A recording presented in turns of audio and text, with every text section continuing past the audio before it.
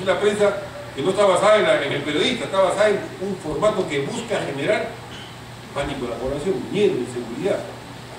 Luego de eso viene alguna noticia más de espectáculo, si Robert se peleó con Gisela, si no se peleó, cómo fue, etcétera, etcétera. Luego publicitan sus propias cosas y alguna cosa política de propaganda, ni siquiera de análisis, de publicidad de alguien que está vinculado a ese canal. Y luego viene el fútbol. Ese era el formato del periodismo. Eso es todos los días, y todos los días de todo el año. Y busca generar determinada publicidad. Esa es la prensa secuestrada, esa no es la libertad de prensa. Muy bien se ha explicado sobre eso en el exposición anterior. Entonces, tenemos que ir más allá de eso, ver nuestras potencialidades como país. El Perú está en este momento en uno de sus mejores momentos en su historia para afirmarse como nación independiente. Tenemos recursos y condiciones para hacerlo. Lo que no tenemos es el gobierno que haga los cambios. Pero sí tenemos una ciudadanía que ha crecido exigiendo ese gobierno. Eso es lo que está en última instancia de la discusión. Yo le doy mi opinión particular en medio de la campaña política que estamos. En la elección municipal y regional, lo que ha habido es un primer round. La prensa no dice la verdad. Dice, han ganado movimientos independientes en las regiones. Es cierto que hay una crisis del sistema político, pero se está rearticulando el sistema político. La prensa no dice, por ejemplo, que en este momento, a esta altura de la película, Ollanta Humala tiene 6 presidentes regionales que están con él, que forman parte de su bloque, que se está formando un bloque nacional popular. Eso es lo que están haciendo en el país. De diversas variantes, corrientes, ideas, pero que van buscando, hay que fortalecer la perspectiva del país, de la nación, conquistar su soberanía. Eso es lo que está ahorita creciendo. Y al costado están grupos dispersos, aislados, contrapuestos, sumas y restas de gente que ahora se pasa de la extrema derecha a la derecha, a la izquierda y se resbala hasta el borde del río. Ahí hay diversa gente. Pero realmente estamos asistiendo al surgimiento de un bloque nacional popular como ha habido 3 o 4 veces en la historia del Perú. Esa es la alternativa política a entender que se debe expresar con suma dureza en la próxima campaña electoral. Y termino con la respuesta sobre esto. No es casual que un presidente de la República, como no ocurre en ninguna democracia, primero ante el banquero, mirando la denuncia de Romero, le diga: yo no puedo poner un candidato sin poder impedir que alguien llegue. Y después declara, sin ningún problema, ante su amigo Bailey, que era en ese momento candidato presidencial, le dice: tengo un plan para hacer un golpe de Estado contra Humala. Y después aparece nombrando presidente del Comando Conjunto. ¿A quién? ¿A un general? General que se llama Da Silva, que fue el que hace unos años dijo que Ollanta Humala era un comunista que había que impedirle llegar al poder, y que ahora los wiki de la embajada norteamericana dicen que está vinculado al narcotráfico. Entonces, ¿en qué país estamos? Y el presidente dice: no, son chismes. Además, eso que yo declaré, Bailey es un loquito que habla, no, estaba haciendo ficción, estaba haciendo literatura. En otro país hubieran hecho otra cosa, al presidente de la República. ¿Por qué? Porque es un delito. Es un delito propiciar un golpe de Estado. Entonces, la coyuntura, esa última semana que hemos vivido en el Sur Municipal con Susana Villarán en Lima, se va a quedar corta en la campaña electoral que se viene, se va a quedar corta. Porque lo que no están diciendo es que en el país hay una creciente mayoría claramente consolidada por la búsqueda de cambios. Porque saben que además esos cambios son factibles, no son saltos al vacío. Hay condiciones del país para hacer esos cambios. Entonces la campaña electoral va a ser ciertamente muy complicada, muy compleja. Pero yo estoy seguro que va a ser el comienzo de los cambios. Va a permitir que esa mayoría ciudadana logre formar un gobierno que exprese un gran bloque popular nacional, que sea el comienzo de los cambios que el Perú requiere, necesita, para el cual tiene las condiciones de poder hacer. Aquí hay un tema que plantean que es interesante, es bastante debate sobre el chiponeo telefónico. Si cree que se ha utilizado el chiponeo de conversaciones con el Consejo Conjunto de la Secretaría de Opinión Pública, ¿correcto? En primer lugar, el chiponeo en sí es una actividad ilegal, está vinculado. Pero tengamos en cuenta lo siguiente, por ejemplo, lo que decía Rosa María Palacio para delimitar este campo. Y que si estoy en mi casa, en el segundo piso, veo que la vecina mantiene relaciones íntimas con el esposo, yo lo firmo, eso es invadir mi intimidad. Pero si yo estoy viendo que mi esposo agarra y le comienza a torturar, a tirar palos, etc., yo firmo, tiene un interés que denuncia. Es el interés de la sociedad, que esto hace un delito. Habría que remontar también incluso al caso Watergate. Nosotros recordamos de que las grabaciones del presidente demostraron que había mentido, que cometía delito de perjurio y obligaron a la renuncia del ministro. Entonces, la utilización es siempre y cuando esto se haya corroborado, ¿cierto? Y que tenga un interés público o esté relacionado con un proceso investigatorio. Que no es lo mismo hacer lo que, por ejemplo, hace Magali, por eso que agarré poner en el hotel una afirmación y luego chantajeador, lo que hacen los chantajistas, ¿no? O lo que sea Vladimiro Montesinos, porque Vladimiro es el gran nombre del chuponeo. Pero no podemos dejar de lado tampoco que esta prueba, si contribuye a esclarecer la verdad, es necesario, sí, permitirlo. Tenemos el caso de ¿por qué cae Montesinos? Montesinos cae porque simplemente se siente el primer video, que es el de con Beto Curis, entregar dinero en el sí. Con este argumento de que es ilegal, pues se derrumba toda la lucha contra la corrupción, porque básicamente se ha perdido con Dani videos, pues se demuestra una serie de cosas. Pero también es cierto que se debe combatir el chuponeo, porque el que chuponea algo lo hace no con un fin altruista seguramente, sino para chantajear. En este camino espinoso, creo que el periodista tiene necesario contar si el caso, si el chuponeo, si la grabación tiene un interés para la ciudadanía más que el interés personal. Ergo, por ejemplo, lo que pasó que tanto se puso a proceder Lourdes Flores con el hermoso Fabio Poto. ¿Qué sucedió? Fue una política personal correcta, pero está hablando de un tema público, estamos hablando de elecciones, está hablando de encuestas, está hablando de algo de una candidata, no está hablando de tío, del consejero, etc. Hay un interés, sí, hay un interés público. Por eso tenemos que hacer eso. Es lo que está haciendo ahorita con el Dahmer, con la Wikileaks. ¿Qué sucede? Se está dando a conocer una serie de informaciones que ponen al descubierto el doble juego diplomático de Estados Unidos, el doble juego que se hace con las naciones, las operaciones de inteligencia encubiertas, etc. Entonces sí, es necesario, sí, se debe publicar eso.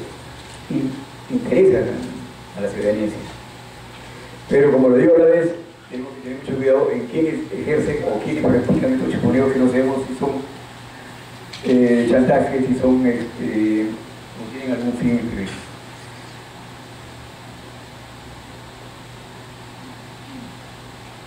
Luego señala acá, por ejemplo, los medios de comunicación pertenecen a un grupo de poder, como la empresa Coquera, puede tener un medio de comunicación. No, de lo que estoy hablando acá es que la llamada gran prensa, entre comillas, ¿no? Han monopolizado de alguna manera a la gran prensa, pero sí existe. Un ejemplo es el diario de La Primera, porque es una opción. No es que tengamos que estar de acuerdo o no de acuerdo, es una opción. Tenemos los diarios digitales que empiezan a salir. Y vuelvo a repetir, Obama logra imponerse sobre la gran prensa precisamente por los diarios digitales, que son de libre acceso y los llamados bloqueos, ¿cierto? Entonces, esa es una alternativa que quizás se va a ir perfeccionando en el camino. Pero que, repito, la gran prensa ha demostrado también de que no tiene gran influencia porque realmente ha perdido en toda esta elección en general. Bueno, acá me dice qué significa realmente que el Perú adopte el socialismo o qué opina del socialismo del Perú. Bueno, para no hacer mayores proyecciones, lo mismo que ¿qué sucedió en Brasil?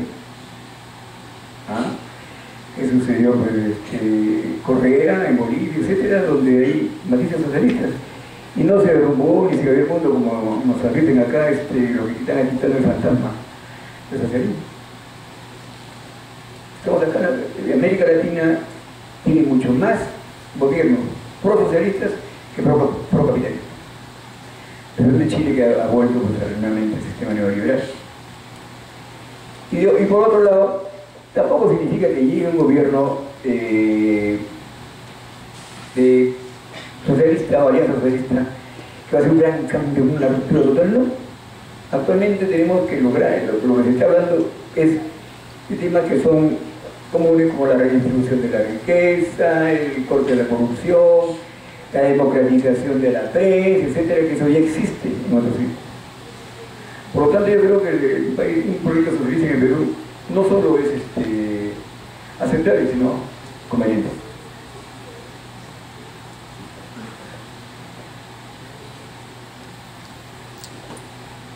Bueno, acá me dice una parte de los periodistas están sumergidos en la problemática. ¿Y qué medidas? Bueno, las medidas que se toman, esto viene a ser un poco recordar y hacer nuevamente lo de antes. A nivel de periodistas significa revitalizar, tratar de hacer las conexiones, los sindicatos, etc., ¿no? Pero también significa tomar conciencia y dar más importancia a las alternativas periodísticas, no necesariamente hablar de grupos económicos. Me refiero a prensa digital, me refiero a diarios que ojalá como la primera, porque serán otros diarios, llámase de cualquier partido, pero que salgan a dar una opinión diferente, una opinión pluralista. Porque ya estamos cansados un poco de que nos manejen, que a Comercio se le ocurre bombardear a Lourdes con Cataño, y luego cuando ve que Lourdes es posible que sea, se ve a Cataño y llaman y nuevamente ponen a glorificar a Lourdes y ahora mente la UNI, ¿no? Ese es demasiado, una manipulación grosera que ocurre ahora y todos los días.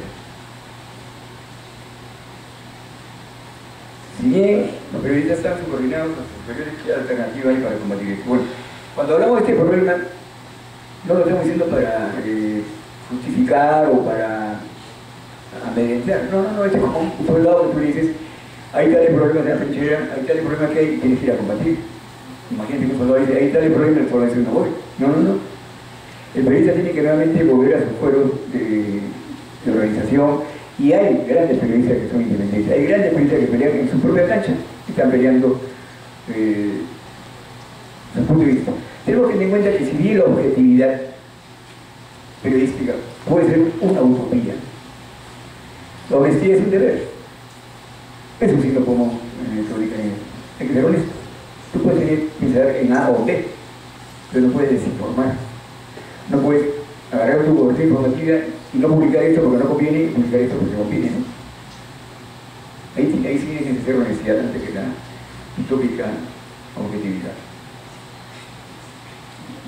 Bueno, cuando dice acá cuál es el balance social y dónde procure el gobernante saliente para que retorne el gobernante, bueno, todos sabemos que el balance social es bien manipulado, a la casi iba a decir que es el mejor del mundo, ¿no? Toledo lo dijo, como lo dijo, todo el mundo dice que es el mejor del mundo. Hemos invertido tanto corriente como un padre de familia que le diga al hijo, oye mira, estoy invirtiendo tanto en desayuno, ¿no? Estoy invirtiendo tanto en comida, pues, eso es lo que tienes que invertir, es tu deber, además no es tu dinero, es dinero del Estado. ¿Qué? Te vamos a aplaudir porque has invertido el dinero del Estado en obras que tenías que hacerla y además ahí con mucha denuncia de corrupción, por favor. Ese es el balance que había que hacer más el pueblo que el presidente Sarmiento. Cuando usted lo periodistas según el pueblo, porque no es suficiente las encuestas. Bueno, los periodistas son parte del pueblo y las encuestas de una manera es parte ya de un juego de acá las medias electorales. Todos sabemos la manipulación que existe y todos sabemos muy bien que incluso hay lo que se llama el voto escondido. Si a mí vienen a mi casa a preguntarme, y por una vez una persona que tiene miedo a ser comprometido, etc., me dice, ¿usted votaría por Humala? Y yo diría, no, voy a votar por Edo. Pero voy a votar y voto por Humala. El miedo a crecer el servicio inteligente que te esté manipulando, mirando, etc. Eso es otra cosa. Las encuestas tienen un valor relativo, todos los hemos visto. Que todos los grandes candidatos que han empezado con primero las encuestas nunca han llegado. Tenemos productores, tenemos Cuburice, tenemos y no han llegado. O sea que las encuestas no es realmente algo que preocuparse, aunque sí hacer demasiado, hacer parte de esta guerra social.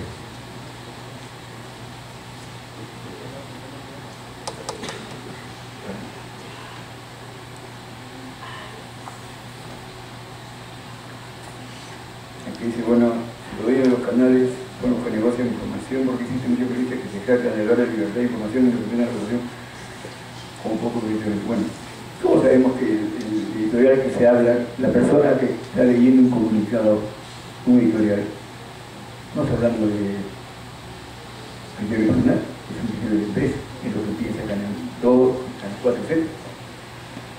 No estamos hablando del editorial en sí, porque de alguna manera es un derecho del dueño de la prensa para tratar su punto de vista, ¿no? Porque estamos hablando de la cobertura informativa.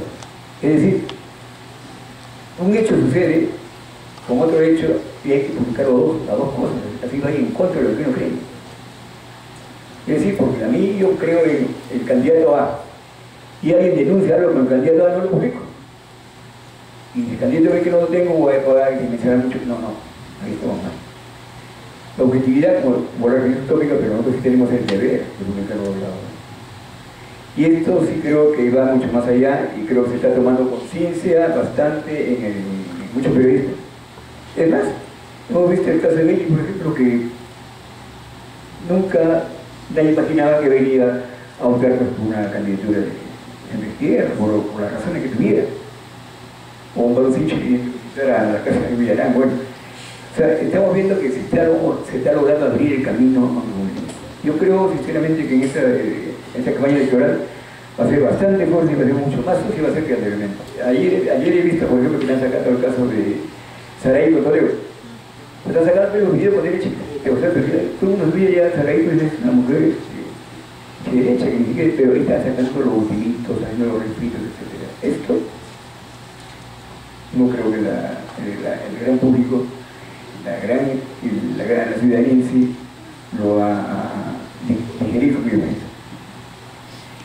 El pueblo ha dado lo suficiente sabiduría tenido para evitar, por ejemplo, en las elecciones municipales, toda la propaganda que oficialista que ha hecho no puede ver en la libertad, en la valle que no ha caído, etcétera, etcétera, etcétera. O sea, nos está demostrando que en elecciones el pueblo se anda a conocer su veredicto. Muchas gracias.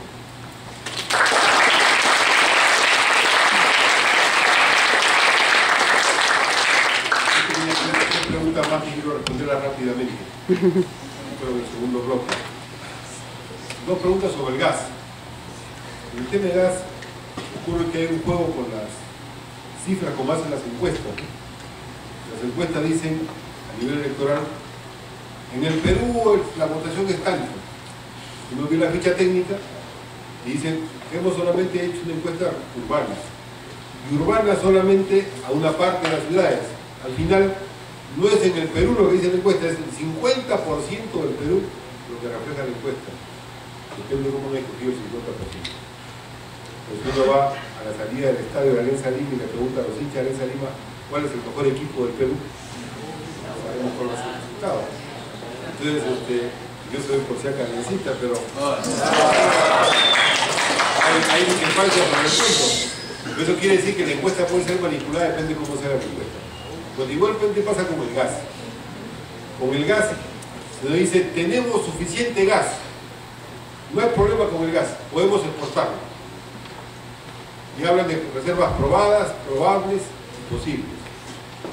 Eso es bien fácil de ponerlo de ejemplo. ¿Tú cómo te llamas? Jorge va al gerente de un banco. Le dice al gerente del banco, ¿sabes qué? Tengo mi billete de la tinca. Está aprobado que me gané $1.000.000. Dame la plata. ¿Qué hace el gerente? Prueba, llama, está aprobado. Le da $1.000.000. El papel vale $1.000.000. Lo que pasa es que el día siguiente Jorge va a otro banco y dice, tengo mi billete de la tinca, es probable, o sea, tengo el 50% de posibilidad que me saque la tinca con este billete, dame $1.000.000. ¿Qué cree que hace el gerente? ¿Qué pasa si le da plata? Va preso, ¿no? Pero porque al día siguiente va a otro banco y le dice, tengo el billete de la tinca, le dice Jorge, es posible, o sea, tengo el 10% de posibilidades de sacarme la tinta, dame $1.000.000. Si le da plata, no solamente da preso, va al manicomio. Bueno, pero en el Perú no van ni presos en el manicomio. Está que la presidencia de la República del Ministerio de Energía y Minas. ¿Por qué? Porque suman las reservas probadas, que son 8,8 trillones de pies cúbicos, con las probables. Y sobre la base de sumarlo, ahí sí podemos gastar, no sobra, podemos exportar. Ese es el truco. Pero como digo, no van precios, pero deberían ir precios. Entonces realmente tenemos un gas para el mercado nacional. ¿Qué hicieron en Colombia? En Colombia dijeron, vamos a priorizar el mercado nacional. Y en 5 años tiene 5,5 millones de usuarios de gas doméstico. En el Perú tenemos 40.000 y proyectan 140.000. ¿Qué significa el gas doméstico? Como bien dice la pregunta. Es que la electricidad que pagamos todos cada mes se reduciría a 1/5. Ese es un ahorro para la vida de las personas. Es una mejora para la microempresa, para la pequeña empresa, para la vida cotidiana de la gente. ¿Por qué no lo hacen? Porque hacerlo significaría ampliar la demanda del gas del mercado nacional y por lo tanto reducir la exportación. Ese es el problema.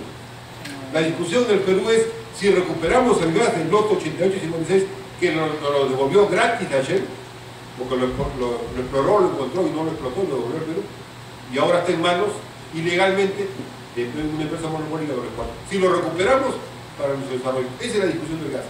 ¿Se puede recuperar? Legalmente, ahí no hay que hacer una cosa extraordinaria, no, legalmente la ley dice cuando hay una situación de desabastecimiento, el país tiene todo el derecho de restringir la exportación. Eso es lo primero que hay que hacer. Y lo segundo, el 88 fue adjudicado ilegalmente y el 56, que fue terminado la parte del gas, en el 56 se convocó un concurso, se anuló el concurso, lo que era la reserva probada de gas, le inscribieron como probada, la borraron del registro y la pusieron como probable. Hicieron lo que Jorge, pero a la inversa, porque al ponerla como probable en el registro, se la regalaron a la empresa monopólica. Le regalaron unas reservas valorizadas en $20.000 millones. Y por tanto dicen que eso ya no es el Perú. Ese es el monopolio importado. Con un cambio en el registro también está aprobado. Todo lo que digo está como está aprobado en el registro. Entonces, por la vía de la lucha anticorrupción y por la vía también de la propia ley, se puede recuperar el gas. Otra pregunta es sobre Gamarra. Gamarra y esta tarde de perros de un asaltante al banco, igualito que una película. Muchos lo que pensó que así iba a solucionar los problemas de la vida, aparentemente.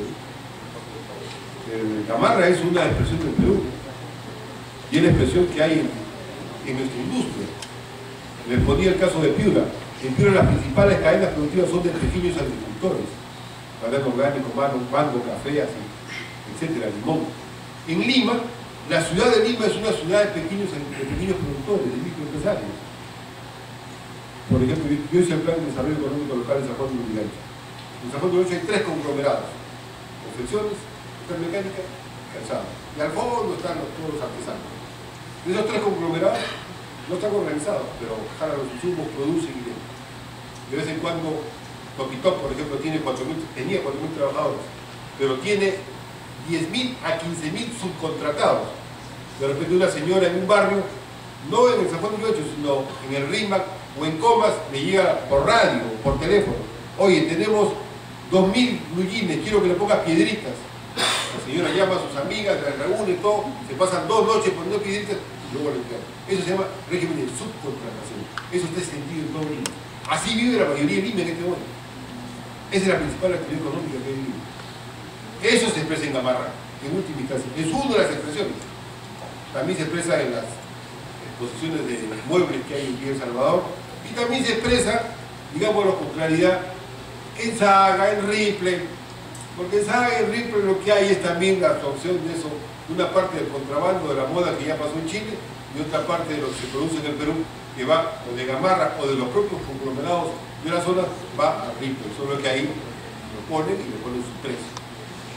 Con la tarjeta, la calidad. Bueno, esa producción, ¿saben? Una de las medidas básicas que hay que hacer, que es uno de los temas que debería ser tema de debate de esta campaña electoral. En el Perú hay un monopolio del dinero. Los bancos manejan el costo del dinero y manejan lo que se llama la tasa de interés. O sea, yo te presto plata y te voy a cobrar tanto por lo que te presto. ¿Saben cuánto pagan los grandes empresarios entre ellos por la tasa interbancaria como tasa de interés? 2 puntos, 3 puntos. Porque se prestan entre ellos. Como son los dueños de los bancos, entre ellos se prestan. ¿Saben cuánto paga el microempresario para poder acceder a un crédito? 16 más, 42. Y eso, cuando es un usurero, llega a 70%. O sea, los grandazos entre ellos se prestan el dinero a 2-3%. Y el microempresario tiene que pagar 40-55% aproximadamente. ¿Qué se requiere? Hacer lo que hay en otros países. El Banco de la Nación da un crédito a tasas competitivas. Y ese crédito lo accede el pequeño empresario. Y eso le permite desarrollarse. Eso significa enfrentar al monopolio, al oligopolio bancario. ¿Por qué? Porque ellos no quieren eso. Ellos son los que bloquean esa medida. Esa debería ser, por ejemplo, un tema de definición sobre el cambio continuidad en la próxima elección general. Porque por ahí pasa el destino de todas estas actividades de micro y pequeño empresas. Y por último, sobre las centrales hidroeléctricas. ¿Qué hacemos con las centrales hidroeléctricas? Si es que va a haber calentamiento global. Miren, justamente el calentamiento global, ¿qué significa? Significa no solo que hay mayor calor, sino que hay mayor polaridad en el clima. Hay mayor calor y mayor frío, hay mayor humedad y mayor sequedad. Las dos cosas se dan en periodos más cortos. Esa polaridad mayor quiere decir que nuestros Andes se van a perder la parte blanca. Si ustedes les han gustado ir alguna vez al Callejón de Guayra, vayan, porque en 20 años no van a encontrarse en la piel. O sea, porque eso va a desaparecer.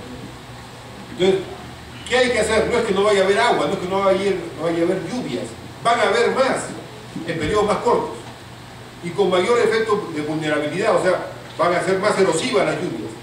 Lo que hay que hacer es hay que construir grandes embalses. Como el estado actual es ineficiente, indolente, incapaz, los campesinos ya están construyendo embalses, están haciendo lo que hoy llaman cosecha de agua. Hacen pequeños embalses de agua para que en el momento de la lluvia se guarde ahí y luego en el momento del estío lo utilice. ¿Qué debería hacer el Estado Nacional? Aliado con los campesinos, organizar grandes embalses para que en el momento de lluvia se almacene y luego se utilice a lo largo del año. Esa es la respuesta. En esos grandes embalses, una parte de su actividad es utilizar la caída de agua para producir energía hidroeléctrica. Entonces, parte de nuestro enfrentamiento al calentamiento global nos ayudaría a tener mejor energía. ¿Cuánto el Estado ha hecho respecto a estos embalses? Nada. Pregunten si no a mis pagos. ¿Cuánto ha hecho? Pregúntenlo. O sea, las preguntas en la campaña electoral deberían ser eso a los candidatos, ¿no? Entonces, señor, ¿y usted sobre esto? Uchisqui, ¿usted qué hizo cuando estaba Bisbagua? ¿Qué hizo? Toledo, ¿qué hizo? La señora, ¿cómo se llama la que está defendiendo a su papá? Keiko, ¿qué hizo? Entonces, ahí están los temas. Eso deberían ser los temas sobre el destino del Perú. Que yo creo, y por eso termino, estamos en un momento de un cambio en el país. Miren, yo tengo 40 años metidos en estas cosas, ustedes de aquí a 40 años más harán sus actividades. Pero yo he visto cómo el Perú ha crecido tumbando a una dictadura, que fue primero reformista y luego fue una dictadura de derecha, que fue la de Velasco Morales Bermúdez, y abriendo paso a la lucha democrática, a la vida democrática en los años 80. Y fue una lucha masiva, inmensa. Yo he participado en la lucha contra el régimen de Fujimori, que era un régimen que se creía eterno, tan eterno que se grababa a sí mismo. Tenía sus grabaciones y se cayó, y lo tumbamos. No se cayó por un video, se cayó porque la gente le perdió el miedo y salió a las calles, y ganó las calles, y amplió sus derechos de ciudadanía. Pero esos movimientos que han ido creciendo no han logrado constituir un bloque nacional popular que gane el gobierno y empiece a votar. Yo creo que estamos al borde de eso. Estamos a puerta de eso. Para mí esos son los problemas que el país puede empezar a solucionar si es que hay una adecuada alternativa de un bloque nacional popular en esta elección. Yo creo que está viendo en la propuesta de ese bloque que se une detrás de Humano, al menos es mi punto de vista. Entonces, pienso que estamos en una coyuntura de este estilo en el cual estos problemas nacionales hay que ponerlos en primer lugar. Y después, ciertamente, ver pues con quién se queda Chanita, que también es un tema importante en la vida.